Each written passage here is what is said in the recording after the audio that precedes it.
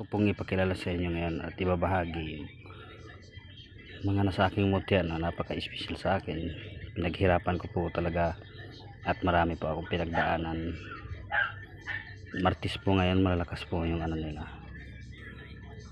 Isa-isa ko pong ipapakilala sa inyo. Unahin ko po itong mutya ng tuway-tuway po. Pasensya na po kayo, medyo basa po dahil pinaliguan ko po sila ng holy oil. Kung naalala nyo pa, yung mga iba dito po na ibabahagi ko po, na ano ko na po sa mga video ko na pong mga nakaraan. Ngayon po, dahil Martes po, unang Martes po ng buwan, papakilala ko po sa inyo yung mga pinaka-special po sa akin. Ito po yung mutya ng tuway-tuway po. Kung sino man po ang may mga kagayan nito, alam po nila kung anong mga kakayan nito. Pinag-special po sa akin. Matagal na pong pinapakwa sa akin yan. Saka bago ko lang po siya nakuha talaga. Bago ko lang na lampasan talaga yung ano niya. Ang pangalawa naman ang mutya ng palaka. Isa rin po ito sa maraming pinagdaanan ko bago ko po ito na sa akin nalampasan yung mga pagsubok na binigay niya sa akin. Kung naalala nyo po, nasa video ko na rin po ito, yung sinabi ko po parang humihingi siya ng tulong po. Kaya po ito siya, may binigay po siya sa akin, mutya po ng palaka. Ito naman pong susunod yung mutya ko po ng alitap-tap. Kung naaalala niyo pa po, tumatagal din po at bago ko po napasa akin, dahil po hindi po basta-basta mga pagsubok ang mga binibigyan nila na may kailangan ka pang lutasin sa isip. Kailangan ng tiwala po. Tiya po ng alitap-tap.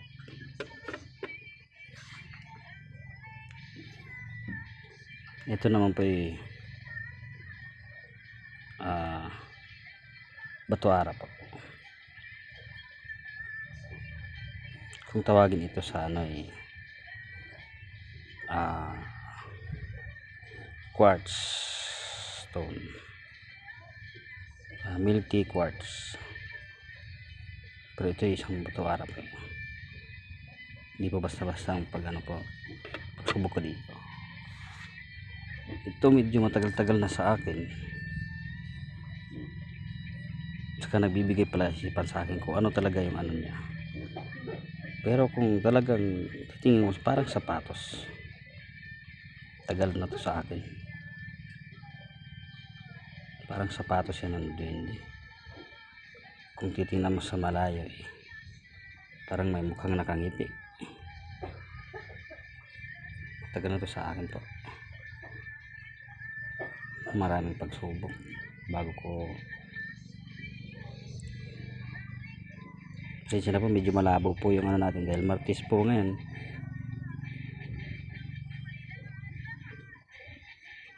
Parang sapatos po siya ng duwende po. Pag yan po, may mukha rin pong nakangiti. Mga espesyal po.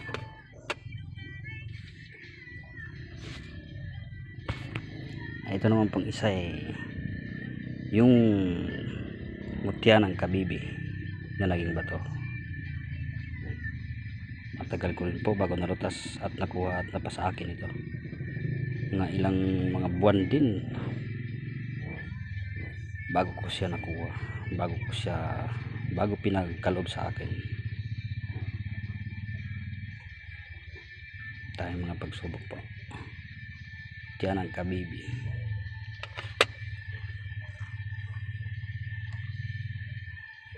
Ito namang isa inuulit ko po ang lahat po na ito mga binahagi ko kaya ko po tinatawag na special sila, dahil hindi basta-basta po talaga yung mga pinagdaanan ko bago ko po sila nakuha. Ito po yung batong lagpasan o Saturstone. Ito po, lagpasan na may ano rin siya sa gitna. Kung yung mga kagaya ko dyan na Martes po ngayon, buksan niyo po yung ano nyo, third eye, makikita niyo po kung ano yung nandyan. Kayo na po ang mahirap pong sabihin sa inyo tapos nakasarado po yung third eye nyo, hindi nyo po talaga naiintindihan yung sinasabi ko. At kung lagpasan, malapad.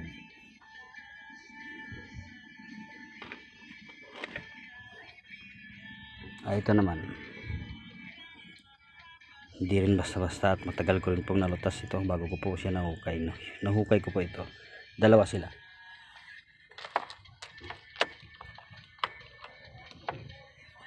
Dalawa po sila. Sa magkabilang sa gitna ng sagingan. Ito sa kabilang sagingan. Nasa likod lang ng bahay. Tapos ito, sa sagingan din ng gitna. Pero, gitna din ng sagingan. Pero, magkaiba sila. Pero talagang sa gitna sila ng sagingan. Pero parehas na sila. Magkaiba lang ang kulay. Ang pagkakaano ko dito parang laman siya ng sino yung nakakaalam ng kamuting kahoy o balanghoy na naging bato. Ito naman parang ugat din siya. Malabo po kasi Martes nga po ngayon.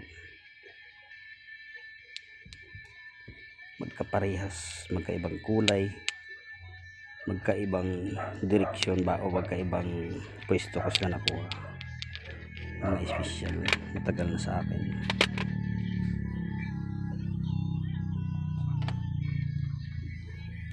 Ito rin po, matagal na rin po sa akin.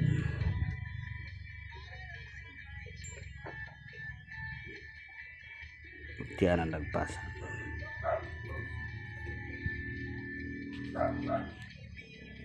Mga espesyal po. Kasi hindi po basta-basta yung mga magkaibang lugar po sila. So, grabe yung mga pinagdaanan ko dito. Pinaglaban ko talaga ang paniniwala ko. Tibay po ng loob dahil maraming mga nakakita sa akin kung anong mga pinagagawa ko. Mga kapitbahay, mga kapatid. Kung ano-ano ng mga naiisip na sa akin. Pero okay lang sa akin yun. Hindi ko sila pinapansin. Ang importante sa akin may paniniwala ako. Buo ang paniniwala ako. May tiwala ako sa sarili ko. Kaya ko po ito, sila nakuha lahat. Hindi naman po ako nagsisisi. Meron pa po. Ito naman pong tatlong ito. Magkaparehas lang. Pero iba't ibang area, lugar. Sa pagkakaalam ko dito kapiraso ng between itong mga ito.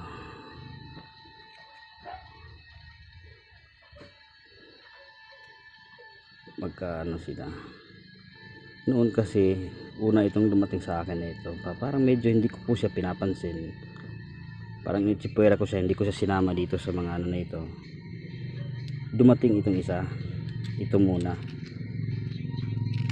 Siya naman yan ang dumating. Napansin ko parang may ganito na ako. Hindi ko lang napansin.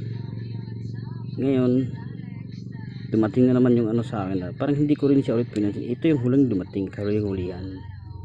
Mga nakarang buwan ko lang siya na ito po. Inapagtanto ko po, pag-isip-isip ko, may mga ganyan na ako. Ito, kinuha ko sila ulit, itong dalawa. Yun, magkaparehas na. Sa pagkakaalam ko, piraso po ito ng between. Itong tatlong ito. Ito naman po yung Rejasper po siya kung tawagin. Pero talagang napaka special din siya at mahalaga kasi hindi rin po talaga mas pinagdaanan ko bago ko ito nakuha. Talagang kakaiba.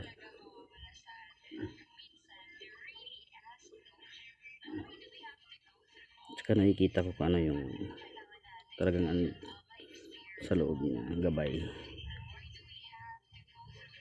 Tagal na to sa akin. Mamaya po Papakilala ko po sa inyo yung pinakauna-unang naging mutya ko po, nagiging dahilan kung bakit dumating sa akin itong mga ito. Mamaya ko po ay papaliwanag. Ito po yung red jasper ko po na lagpasan din.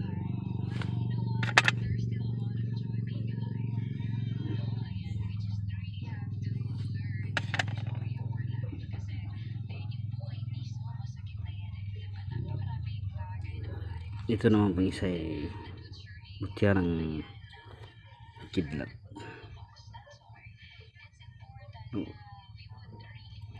Sinabi ko na po kanina, yung iba dito ay talagang ano ko na sa ibang video ko, pero dahil unang Martes po ngayon at nagpaalam naman po ako at kinausap ko naman po sila na ipakilala ko sila sa inyo lahat. Ito naman eh mutya ng kulog, parang kamag-anak ng kidlat.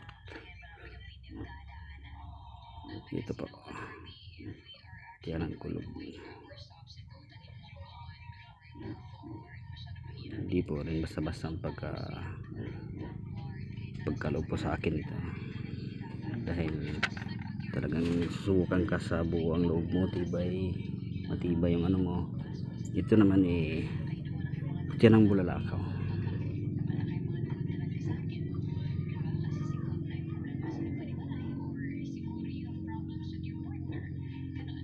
Sinapat medyo malabo po yung ano ko, dahil sabi ko nga Martes po ngayon, malakas po yung ano nila, at saka talagang ang totoo po talagang mumurahin lang po yung cellphone ko talaga nang ginagamit, at saka may ano ko po. Ito naman pong isa eh mutya ng laman dagat din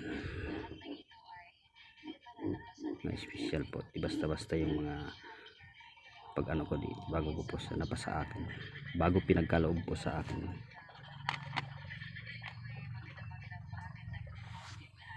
Ito, nagkamali ako nung pag ano ko ng nag-upload ako ng video, nagkamali ako. Ngayon ko lang po nalaman, ngayong araw na po na ito eh, pinagkaloob po pala ito sa akin ng nilalang engkanto, kung tawagin natin kapre. Ito po, ang sabi ko kasi nung pag vlog ko nito pangil ng kidlat, humihingi po ko ng dispensa po sa talagang ano. Ito po pala mutya ng kapre, talagang kanina ko lang po nalaman. Humihingi po ako ng ano dun sa post ko, sa upload ko. Siya'y pinagkaloob sa akin na nasa paligid po, na matagal ko na pong naging kapitbahay. May puno kasi doon sa likod banda, pinagkaloob po niya sa akin. Ito po isa lang po ito sa inaalagaan niya. Marami pa po siyang mga inaalagaan at mga matagal niya nang binabantayan, kasi po talaga ang mga kapre po at saka yung mga laman lupa, mahilig talaga pong, yun ang nakaugalian po nila, magbantay at mag-alaga ng mga mutya. Yun po ang buhay nila. Pag kinuha mo sa kanila na hindi pinagkaloob sa iyo, lagot ka kung anong gagawin nila sa iyo. Pag pinakialaman mo yung mga bagay na pinaka ano na karugtong ng buhay nila, pinakialaman mo na walang pahintulot nila kaya nasabi ko po, lagot ka. Ito po hindi ko po pinakialaman, talagang pinagkaloob po niya sa akin. Ito po,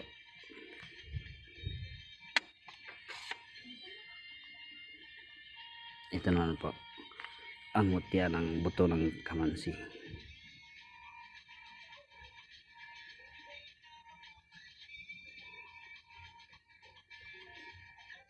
Nililinawan ko lang po ulit, ito pong mga pinakikita ko at binahagi ko po ngayon dahil Martes, ang mga espesyal na nasa akin, pero marami po akong mga hawak na hindi naman po ibig sabihin hindi po espesyal. Mahalaga din po sa akin dahil hindi po basta-basta yung mga para maging mapasa akin sila. Ito lang po talaga ito ang pinakagrabing pinagdaanan ko po na mga itong mutya na ito. Ito naman po, ito na pong isa patulagpasan po, tagusan ng butas. Matagal na rin po sa akin to. Ito naman po buto ng langka. Ito po, matagal na rin po, buto ng langka. Ito naman mutya ng kulog.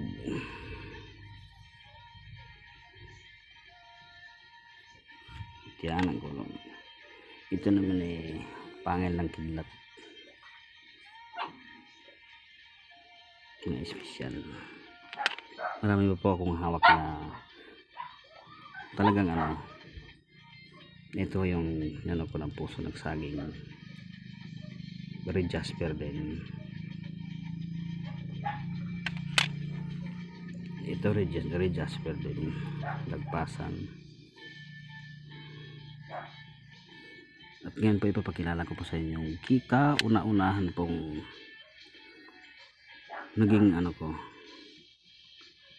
Bago po yan meron pa palang isa, nabibilang po sa mutya ng hayop, pangil ng aso, at saka buto ng aso. Ito matagal na po sa akin. Ito po, pangil po ng aso yan, tunay po yan. Ito po, buto po talaga ng aso ito. Ito parang pinagdaanan ko dito para akong babaliw dito sa kakahanap sa kanya kung nasan siya binaon. Ito para akong baliw dito, tagal ko siyang natagpuan kung saan siya nakabaon. Gusto nila parang mangyari mailipat siya kasi naaapakan na talagang sa daanan siya, tapos nakasilid pa siya ng sako. Gusto niya matanggal siya sa sako, makahinga man lang yung niya. Lagi kasi siyang basa pag nasa sako. Ilan ding mga ko to siya, parang dito talaga grabe pinagdaanan ko dito bago ko ito nakuha, para akong balik kung saan ako naghuhukay nito. Iyon pala nasa loob ko lang pala ng bahay, kaya pala lagi siya naaapakan. So doon siya inilibing sa, ngayon nagawa ko ng ginawa ko ng kusina, yung lababo. Doon ako laging nakatayo pag nagugas ako. Doon pala siya banda, kaya pala lagi akong nailipat siya, lagi na daw siya naapakan. Ito ang bigay, pangil niya. Apat ito binigyan ako ng isang nito, yung ko lang kung inalagaan niya. Tagal to, grabe. Mutya ng aso. Ito talaga, tinanong ko yung kapitbahay namin kung talagang may binaon ba sila. Upo, may binaon po talaga daw sila. Noon pa yun. Ito talaga buntis pala ito. Buntis po yung aso na yun. Nasa gasaan. Buntis po siya.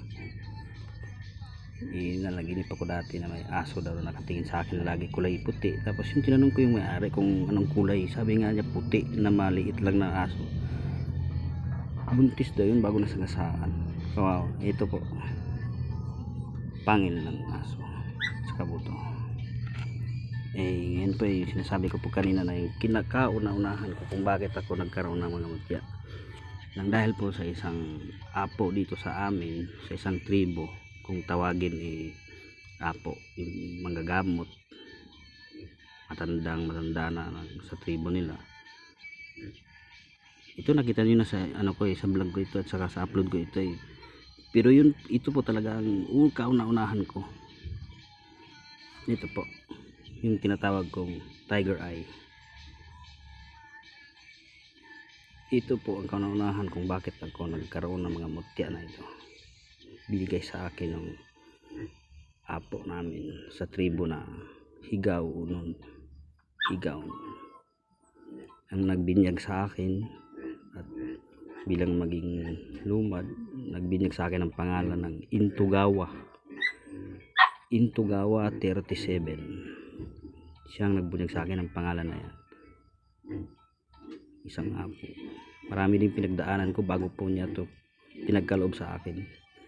Sinabi ko na po, ilang beses ako pinatawid sa bundok, sa sapa, sa ilog, 3 gabi doon, tapos balik ulit, tapos mga sa sunod na linggo pa balikin ulit doon bago niya pinagkaloob sa akin ito. Tinanong ko po sa kanya kung ano ibig sabihin ng Intugawa 37. Yan, sabi naman po sa akin, ko lang po kung ano, kasi ang sabi niya sa akin, complete sacrifice daw po. Complete sacrifice. Ang pinagtataka ko, ano yung 37? Intugawa 37. Siya po ang kauna-unahang dumating sa akin. Kaya itong lahat marami pa pong nasa akin na mga iba't ibang ano. Pero Martis po ngayon, sila po talaga ang pinaka ano. Maraming salamat po sa lahat.